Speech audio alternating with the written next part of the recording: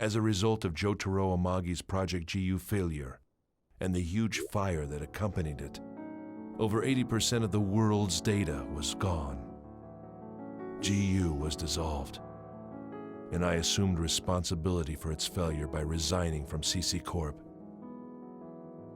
In the end, I suppose I couldn't win against either Amagi or Harold Hewick. But I didn't lose to them either. The faith of engineer Jun Banshoya had not yet been broken. It was soon decided that the world would be shut down temporarily. One can only theorize at the purpose of CC Corp's executives, but after having lost over half their data, it was assumed that it was a simple managerial decision. They reasoned that instead of working towards repairing the old game's data, it would be a better idea to apply their resources to a new generation game. A new game project the company had dubbed R2. This was also a way to escape from the ever-looming ghost of the genius, Harold Hewick. Of course, analysis of the Herald system had been halted, and the re-examining black box data had also been implemented into R2. Soon the day arrived. The town and area data that they had managed to save were presented to the public. The first generation of the world faced its final day. I logged in with my own private character to see.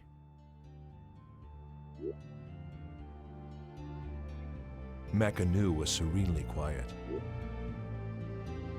The cityscape that made one think of Venice was beautiful, and the waterways reflected the evening sun.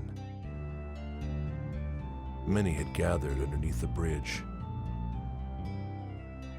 It reminded me of a happier time when the voices of hundreds of players echoed on the streets. Like a midsummer night's dream. The next day, this world would be gone. With lingering memories and grieving voices, those who were angry at CC Corporation completely disregarded the presence of system administrators on that final day. The characters that they had grown so attached to would not be carried over to the next version, effectively ending their lives all at once. Even so, they gathered together in the town. Everyone said goodbye to their friends. Some vowed to meet again. Others decided to move on.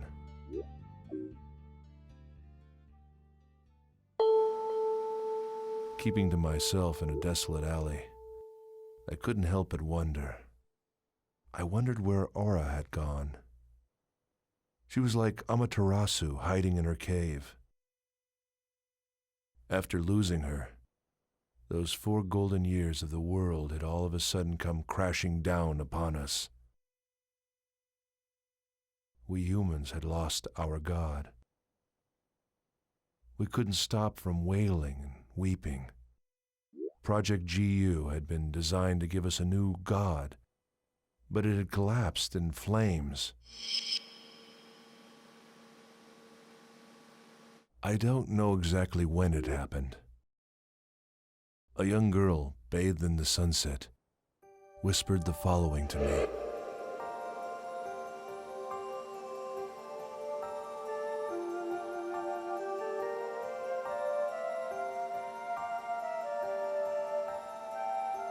The barefooted girl with saffron-color hair whispered to me.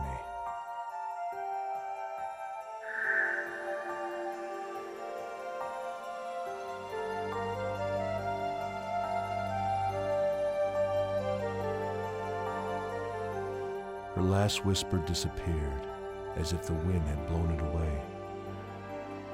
And then the girl was gone. It felt like I stood there forever.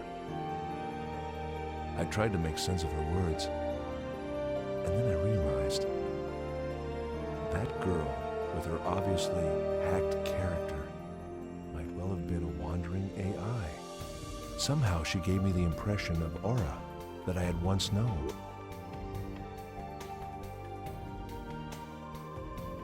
The world will end. It will end. And yet its core will be preserved in the next generation.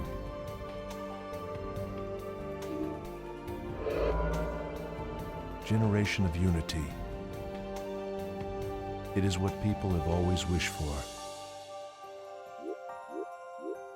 Was I the only one to think that this comforting chaos, although ironic, somehow fit perfectly with the world? But now it is all too late.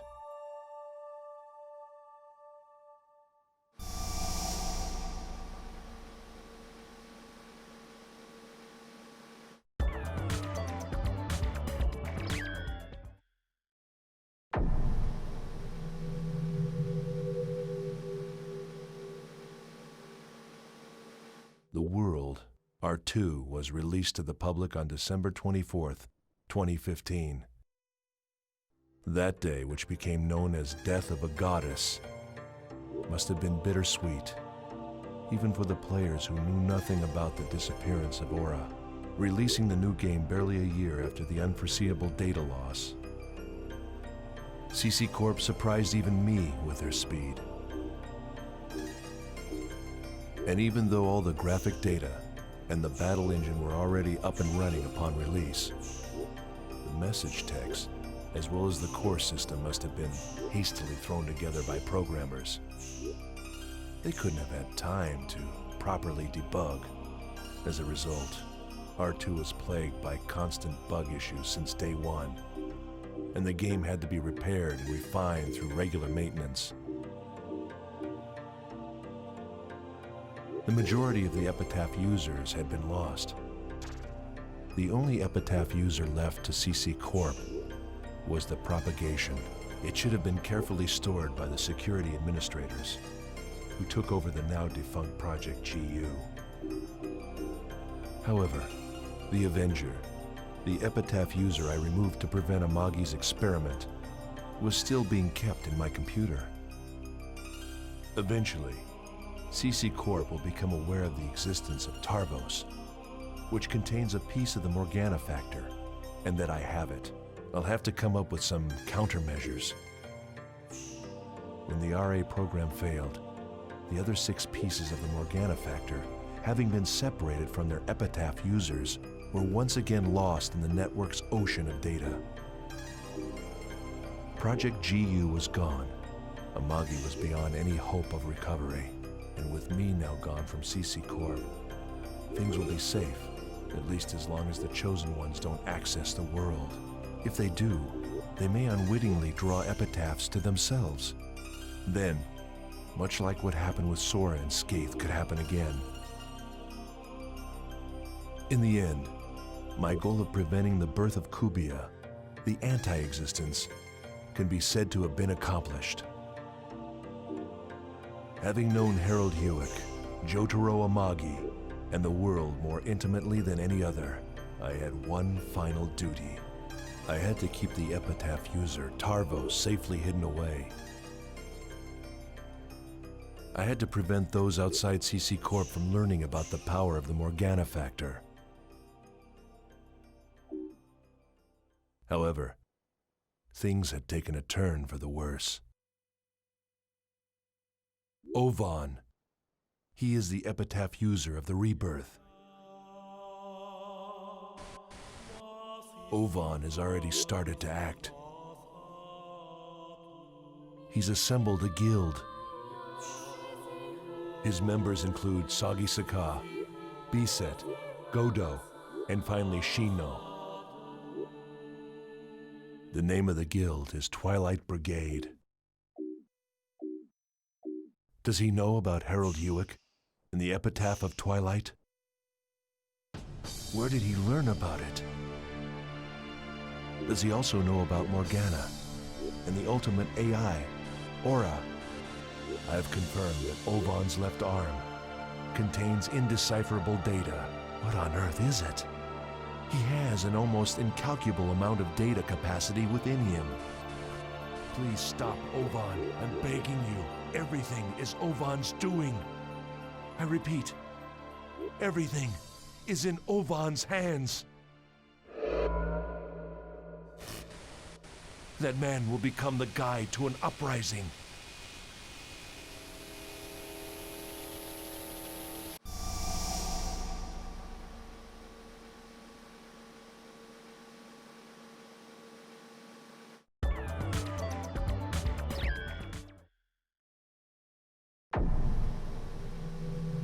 To my little sister,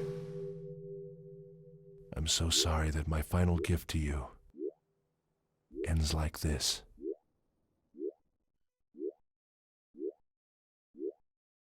Right now, it is far too dangerous for me to see you in person.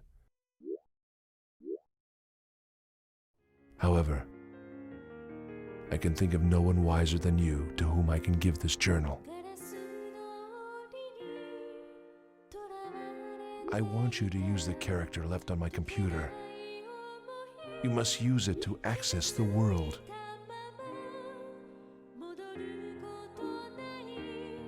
I'm certain it will help to open up a new door for your life.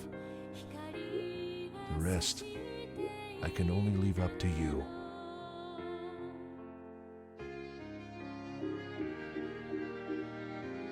My wish is that you will walk this path of fate for the sake of your beliefs and for justice. You are a chosen one.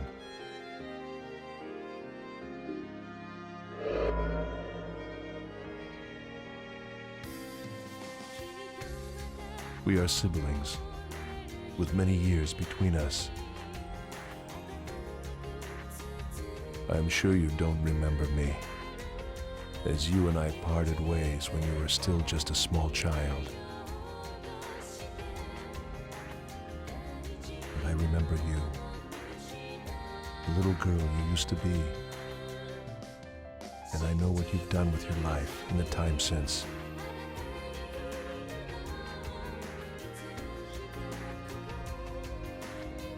My only regret is that I was unable to see you again. Please forgive me for being unable to watch over you.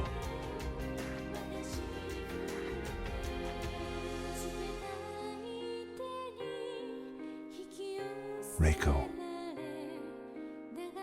even though our parents went their separate ways long ago, you and I are brother and sister. And that will never change, ever. You will always be my darling sister.